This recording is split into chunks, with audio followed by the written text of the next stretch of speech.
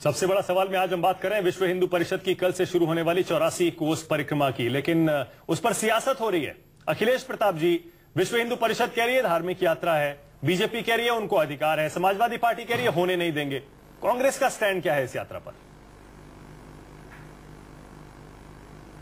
नहीं, देखिए, धार्मिक किसी भी कार्य अनुष्ठान पूजा दर्शन के लिए किसी भी समाज के लोगों को कहाँ रोक है। सब वो तो कर ही रहे हैं, करते रहते हैं, चाहे वो अयोध्या हो, चाहे चित्रकूट हो, चाहे मथुरा हो, कर रहे हैं।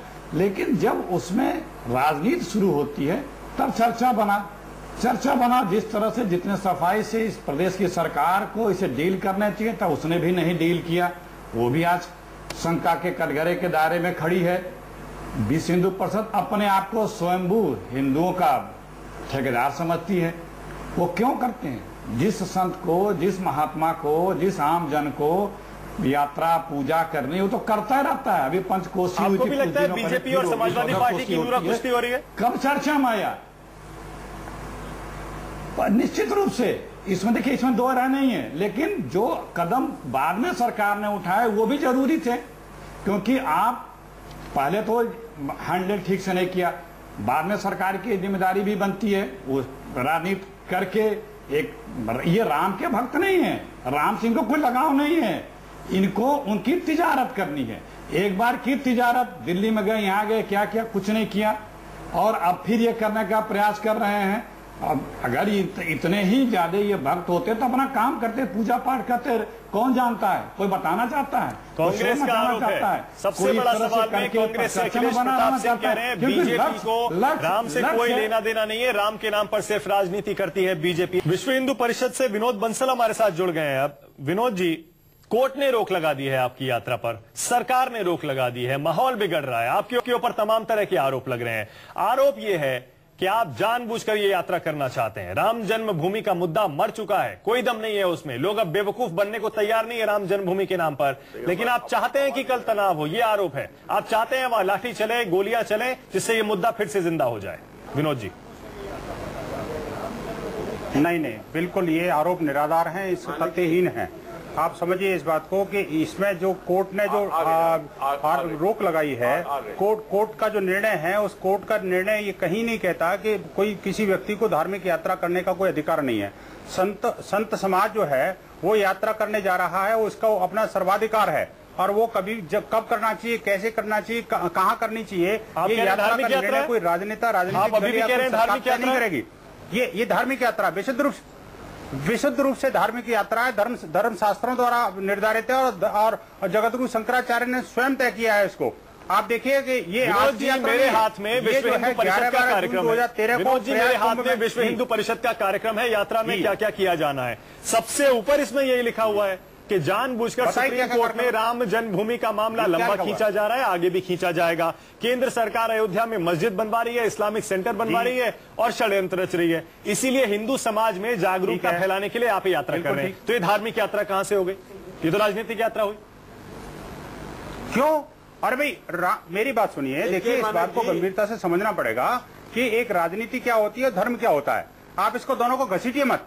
आप देखिए कि जो जगतगुरु शंकराचार्यों की उपस्थिति में प्रयाग कुंभ के अवसर पर यह तय हुआ था कि संत जो है 84 कोस की परिक्रमा करेंगे। किसकी परिक्रमा करेंगे? भगवान श्री राम की जन्मस्थली की परिक्रमा करेंगे।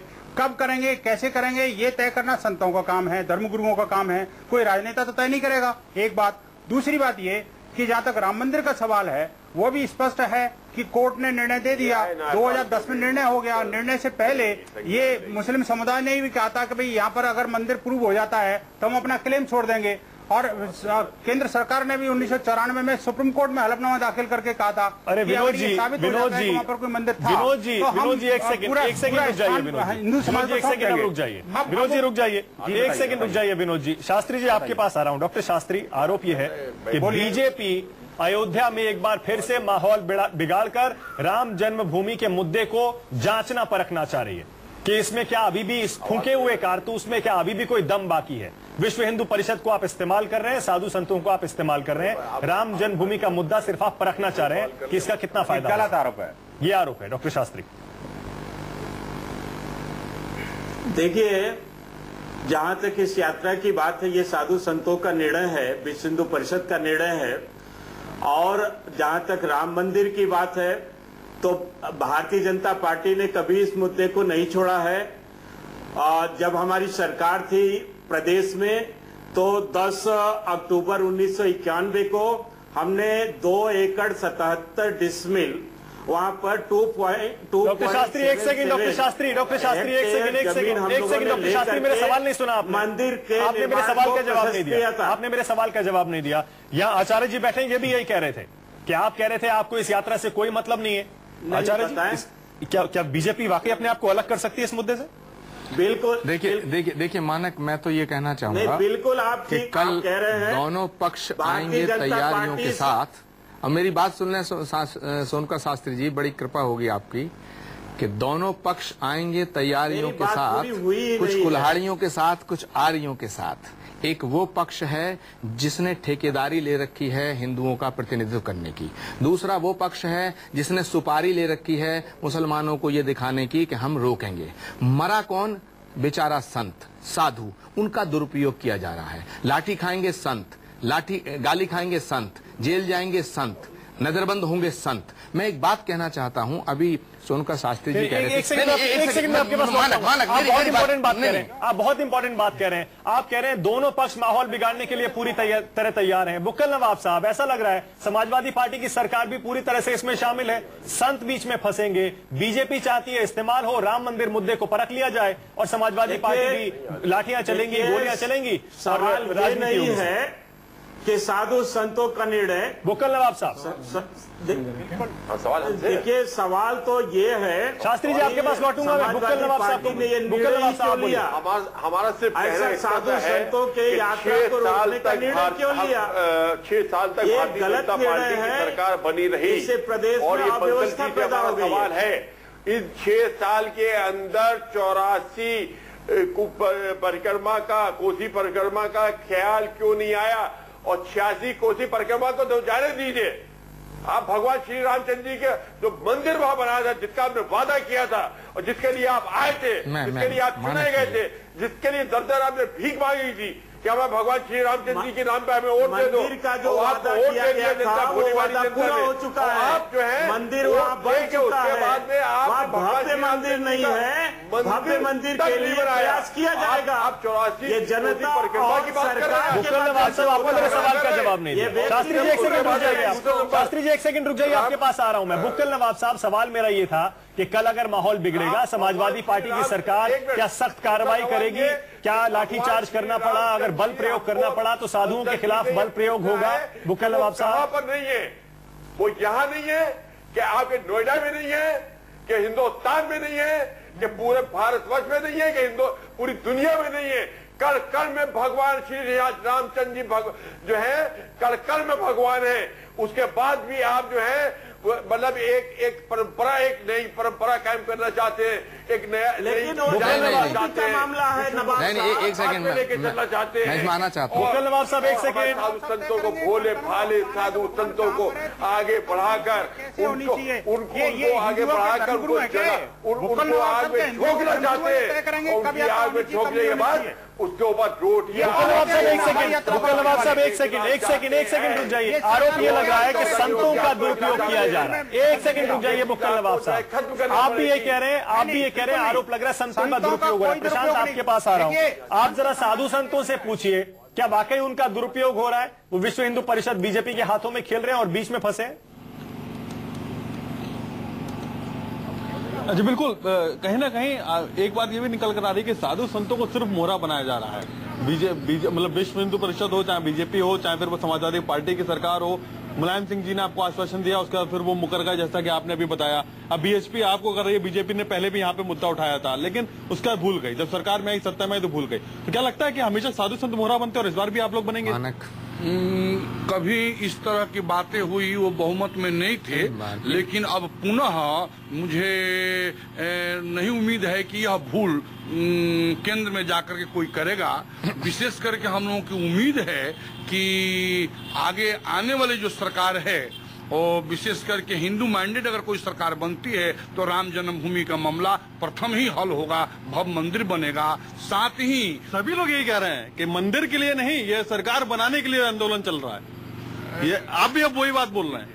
नहीं, इसका तात्पर्य यह नहीं कि हम सरकार बनाने के लिए आंदोलन कर रहे हैं, बल्कि हम इस सरकार से भी अपेक्षा कर रहे हैं कि तुम हिंदुओं के मान सम्मान, बहुत अच्छा पॉइंट पकड़ा को रखते हुए बिल्कुल साफ हो गया, निर्माण करो। बिल्कुल साफ हो गया कि ये जो यात्रा की जा रही है मंदिर बनाने के लिए नहीं, सरकार बनाने के लिए की जा रही है। प्रशांत, आपके पास लौटता हूँ, बहुत इंपॉर्टेंट पॉइंट है। आचार्य जी भी कुछ बोलना चाह रहे हैं, साफ हो गया है, सुना आपने क्या कह रहे हैं महंत? देखिए, मैं तो सिर्फ एक बात कहना चाहता हूं, बड़ी गंभीरता के साथ कहना चाहता हूं। पहली बात कि एक संतों पर लाठी चलाएंगे सरकार बचाने के लिए, गोली भी चला सकते हैं, पहले भी चलाई थी।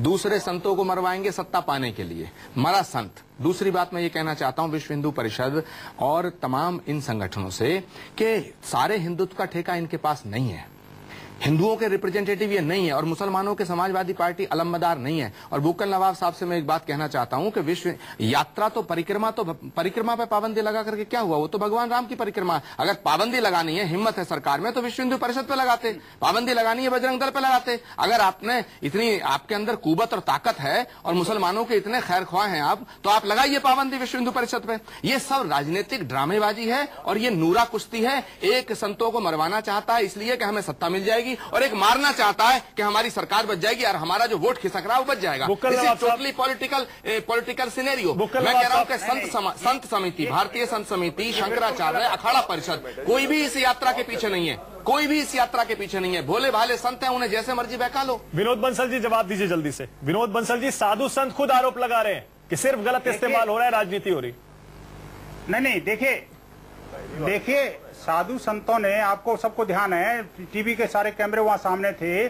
10 और 11 जून को 2013 को जो प्रयाग कुंभ के अंदर जो है वो जो धर्म संसद हुई थी, वहां 350 साधु संत थे। जगत गुरु शंकराचार्य स्वयं वहां उपस्थित थे और उनकी उपस्थिति में ये रेजोल्यूशन पारित हुआ था कि अयोध्या पर भव्य मंदिर बनना चाहिए। एक बात। दूसरी बात, 84 कोस की परिक्रमा साधु संत करेंगे। ये संतों ने निर्णय लिया था। हम कौन होते हैं और आप कौन होते हो और ये राजनेता कौन होते हैं? उस परिक्रमा को कब करना चाहिए, कब नहीं करना चाहिए? आप केंद्र सरकार पर आरोप लगा रहे हैं विश्व हिंदू परिषद के जरिए सीधे। एक सेकंड विनोद जी, आपने खुद लिखकर आरोप लगाए हैं केंद्र सरकार पर कि केंद्र सरकार षड्यंत्र कर रही है अयोध्या में, हिंदू समाज के साथ नाइंसाफी कर रही है और इसीलिए आप यात्रा निकाल रहे हैं। अखिलेश प्रताप सिंह से जवाब ले लेते हैं जल्दी से। अखिलेश जी, आपने सुना अखिलेश जी, विश्व हिंदू परिषद साफ कह रही है लिखकर कि केंद्र सरकार षड्यंत्र रच रही है अयोध्या से लेकर हिंदू समाज के साथ नाइंसाफी कर। मैं बता रहा मानक जी, पहले ये जो मेरी बात सुनिए। पहले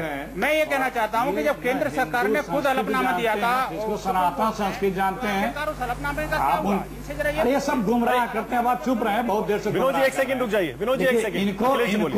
इनको न संस्कृत, ये जो विश्व हिंदू परिषद के लोग हैं, न इनको धर्म पता, न शास्त्र पता, न हमारे पंचांग पता और न कोई कानून पता। अभी मैं एक टके गिना रहा हूं। सिर्फ झूठ बोलते हैं और गुमराह करने का प्रयास करते हैं। ये बता दे, चैत में कुछ नहीं होता है। रामचंद्र जी का जन्म है चैत में, 9 को रखा है। इतना बड़ा मेला लगता है, करोड़ों लोग आते हैं। नहीं, एक मिनट, आपसे ज्यादा बड़ा सनातनी हिंदू हूँ मैं, कुछ नहीं जानते होंगे आप। सिर्फ गुमराह करते हैं। अभी इन्होंने कहा कि चैत में कुछ नहीं होता है। सुने, अभी इन्होंने बताया कि चैत में कुछ नहीं होता है। अब आप सुनोगे नहीं क्योंकि आपको कुछ आता नहीं है। आप अरे मंदिर बनवाइए, न्यायपालिका का क्यों सम्मान करते भाई? अरे रुकिए, न्यायपालिका सम्मान नहीं करेंगे। आप सुनना सीखिए, पहले सुनना सीखिए। आपको अवसर दिया था, क्यों नहीं बनवा लिया आपने 6 साल में? 6 साल में क्यों नहीं बनवाया? नहीं, सुनिए, जो ये झूठ बोलते हैं उनको गिना रहा हूँ। ये देखिए, 65 साल से हम न्यायालय की प्रतीक्षा कर रहे थे, तो न्यायालय ने जब निर्णय दे दिया, मैं नहीं बात कर सकता भाई। आप ही बात करते रहो, हम लोग बात नहीं। विनोद जी एक सेकंड सुन लीजिए, अखिलेश जी को सुन लीजिए, आपको मौका दूंगा। विनोद जी सुन लीजिए, विनोद जी रुक जाइए, सुन लीजिए, बोलिए अखिलेश जी। इन्हीं लोगों को अराजक बोलते हैं मानक जी, इन्हीं लोगों को अराजक तत्व बोलते हैं। यही अराजकता जब हम एक शब्द बहस कर रहे हैं उसमें भी अगर अपनी बातों को न रख सके, नहीं, आप सुनिए अराजकता किसको बोलते हैं? आप गुमराह, अरे चुप रहो यार, आप चुप रहो, फिर फायदा क्या? हम लड़ने नहीं आए, आप ऐसे नहीं कर सकते हैं। आप सुनिए शास्त्री जी, एक सेकंड आपके पास आ रहा हूं मैं। शास्त्री जी एक सेकंड, एक करके न्यायपालिका को बाहर कर दिए, न्यायपालिका को न मानिए, भारतीय संविधान को मत मानिए और फैसले बैठ के आप ही करिए, सारे फैसले आप ही के माने जाएंगे। देखिए वरिष्ठ नेता है, फालतू बात करते हैं। हमारे यहाँ विश्व हिंदू परिषद है क्या? नहीं, विश्व हिंदू परिषद क्या है? फालतू बात आप करते हैं। विश्व हिंदू परिषद क्या है? ये पॉलिटिकल संस्था है जो धार्मिक नहीं है, क्योंकि धार्मिक हमारे यहाँ क्या क्या है?